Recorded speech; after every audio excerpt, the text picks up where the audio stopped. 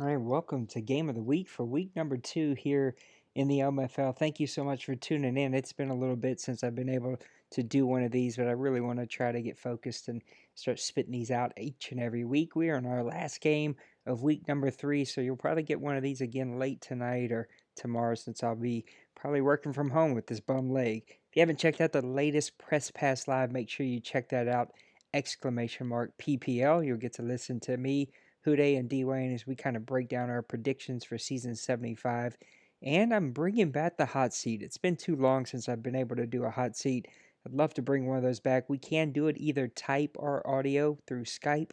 And so if you'd like to participate in a hot seat, just send me a PM on Discord and we'll make sure that we set that up. It's just a quick rapid fire question and answer interview. They're a ton of fun. Everybody loves them when I'm able to do them, but it's been over a year since I've done one, and so I want to make sure I do one of those this week. Hit me up. Let me know you want to be on here.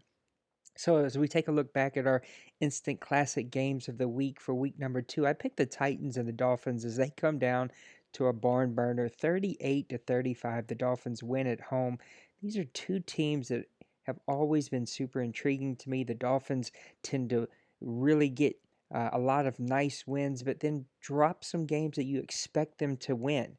And then the Titans have always been one of those teams that have hovered around 500. They follow up really great drafts, but they never can seem to put it all together. And they just barely fall short in this great matchup against the Dolphins. The Dolphins only allowed 182 passing yards, only 84 rushing yards on the ground. The Titans allowed 418 passing yards from the Dolphins. But the great equalizer was down here at takeaways. 3 takeaways for the Tennessee Titans, none for the Dolphins. Both teams did really well on third down percentage, both of them 44 and 43 respectively. The defensive and offensive red zone percentage really was the difference here also. Defensive red zone percentage for the Titans at 67, offense was 67 for the Miami Dolphins. So a lot of back and forth. And then you see here 5 defensive sacks. They really were able to pressure the Tennessee Titans. And though the Tennessee Titans didn't fall, they just weren't able to put enough plays together. Marcus Mariota with a really great game, 11 for 16, 214 yards, 2 touchdowns, no interceptions, and he had a solid running game right behind him. 8 for 41 for Murray, 7 for 46 for Henry. The problem with both of those numbers, even though overall they're really good, is 21 and 36 came on one play. So you can see right there, 57 yards of the 80-something total came on 2 plays.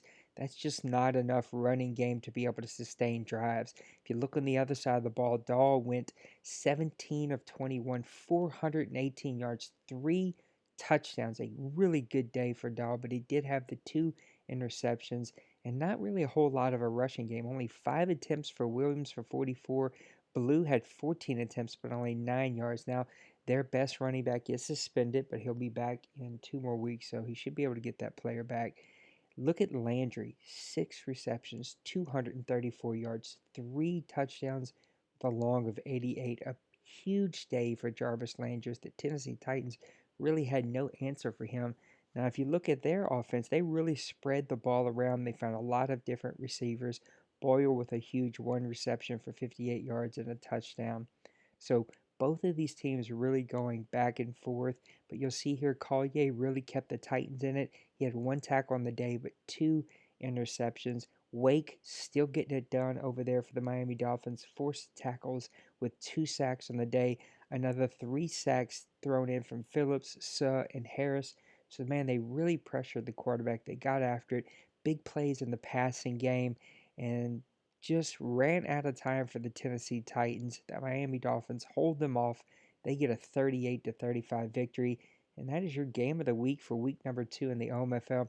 Make sure you submit these games of the week. You get extra incentive points for any games that are accepted into our Instant Classic Game of the Week. It's pretty easy. Just exclamation mark OMFL Instant Classic. You'll get the form that you have to fill out.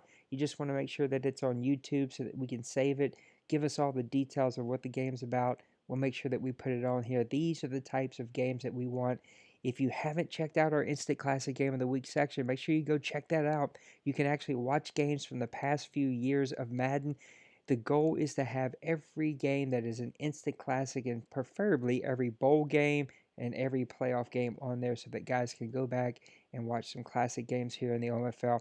It's just a great idea, but you guys got to make it happen. So help me do that. If you're watching this and you were in the playoffs this past year and you had a great game, make sure you submit those. I want to make sure we save them.